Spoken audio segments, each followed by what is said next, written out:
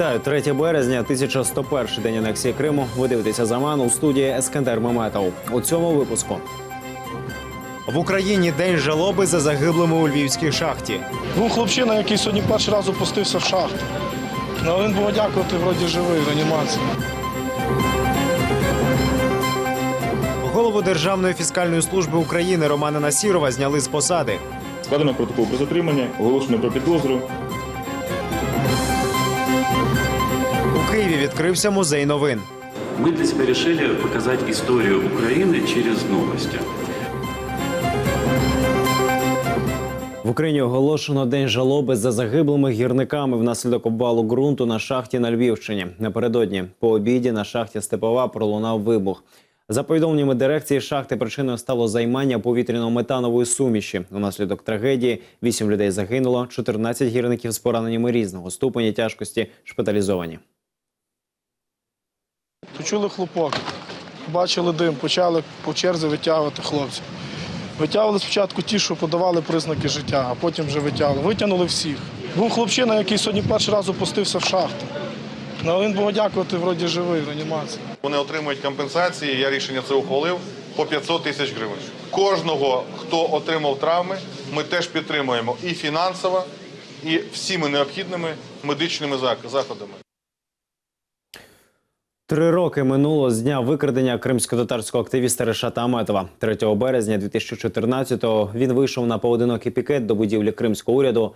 Там так звана самооборона «Силоміць» посадила його до автівки і відвезла у невідомому напрямку. Після цього рідні кілька днів намагалися знайти Аметова, проте намарно. За 12 днів його понівечене тіло з численними слідами тортур знайшли закопаним у землю у Білогірському районі в Криму.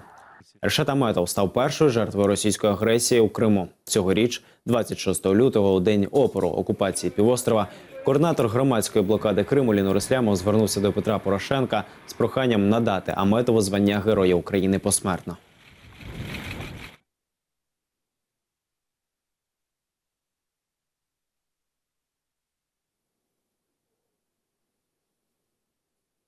Керівник Державної фіскальної служби Роман Насіров відсторонений від посади на час розслідування.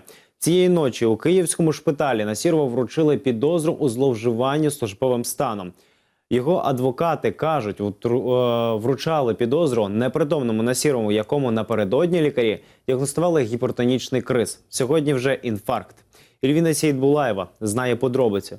Але зараз цей сюжет ще готується до ефіру, тож ми продовжимо. Генеральна прокуратура України просить Печерський районний суд заарештувати екс-керівника Державного управління справами Ігоря Тарасюка на 2 місяці. А вчора його повідомили про підозру за фактами створення діяльності злочинної організації та заволодінням у її складі державним майном комплексом відпочинку Пуща-Водиця, урочище Межигір'я, загальною вартістю 540 мільйонів гривень. Про це на своїй сторінці у Фейсбук повідомив Генеральний прокурор України Юрій Луценко. За його словами, у ході досудового розслідування за місцем проживання Тарасюка проведено обшук, під час якого виявлено та вилучено документи, 1 мільйон євро, золото та інші речі, які мають значення для слідства. Тарасюк у 2005-2010 роках був керівником Державного управління справами в адміністрації президента Віктора Ющенка.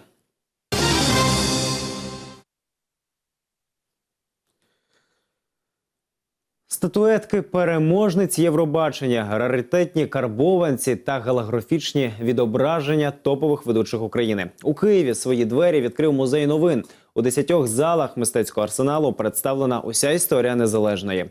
Експонати зібрані, зокрема, з приватних колекцій старожил у медіасфері.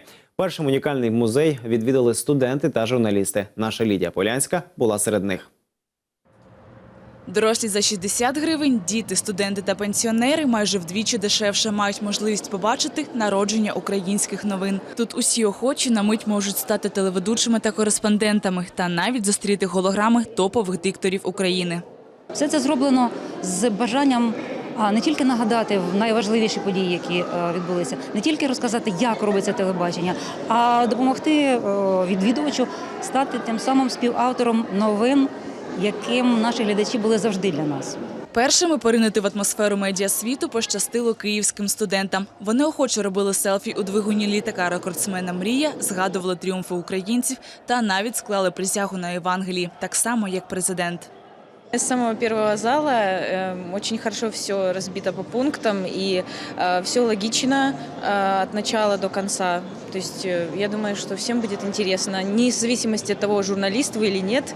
Я по образованию актриса, и поэтому мне вообще вдвойне интересно, как это все делается со средины. Я не занималась раньше журналистикой, просто мне это интересно, слежу за новостями.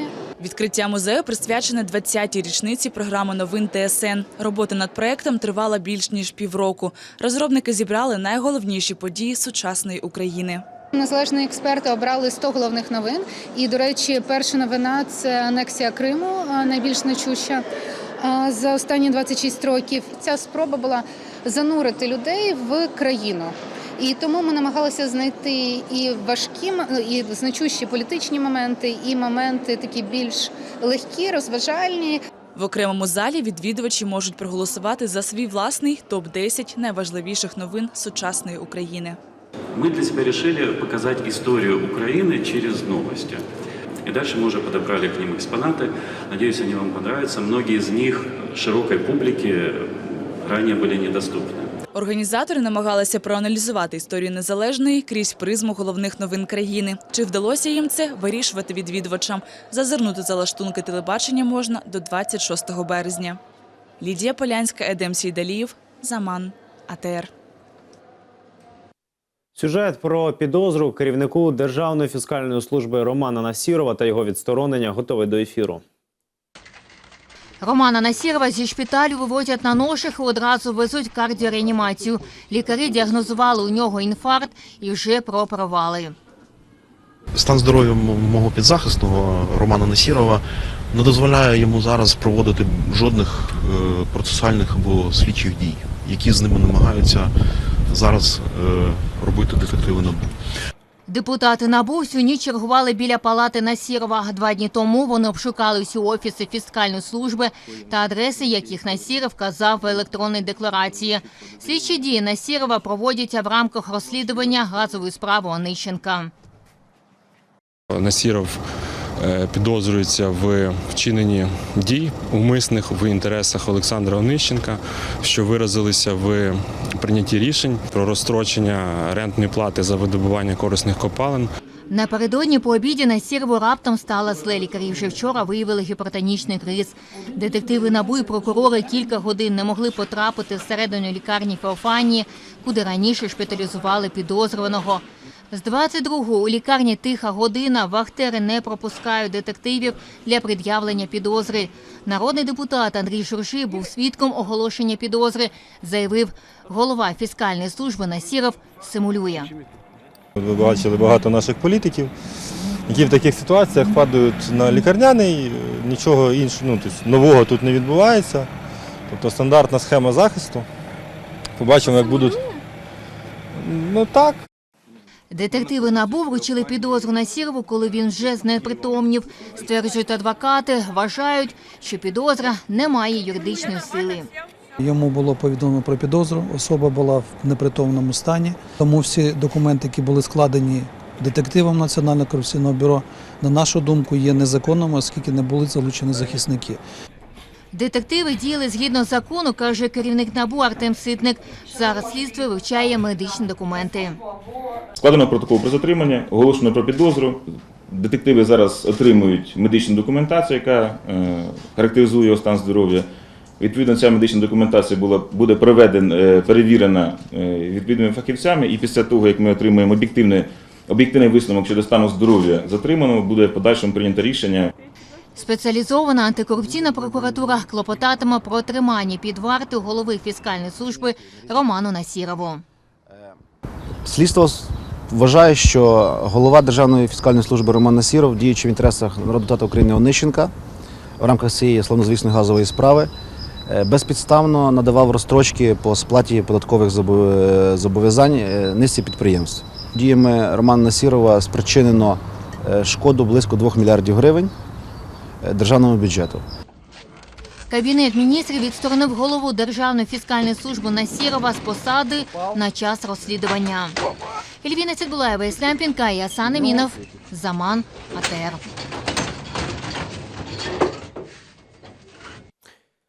Феза, що з кримсько-татарською перекладається як «космос», відомий кримсько-татарський дизайнер Лінара Осман представила нову колекцію фесів з такою назвою. До колекції увійшли понад 40 фесів і аксесуарів у космічному стилі.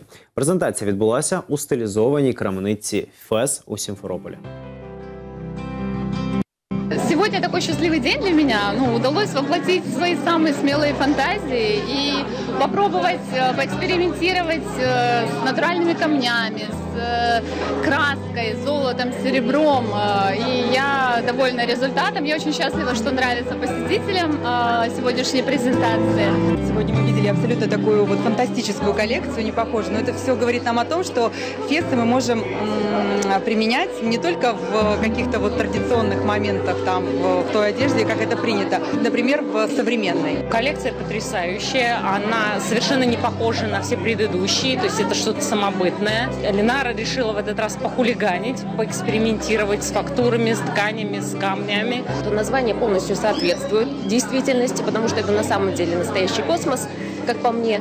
И хочу отметить, что я так внимательно посмотрела, что технически я думаю, что это очень сложная работа.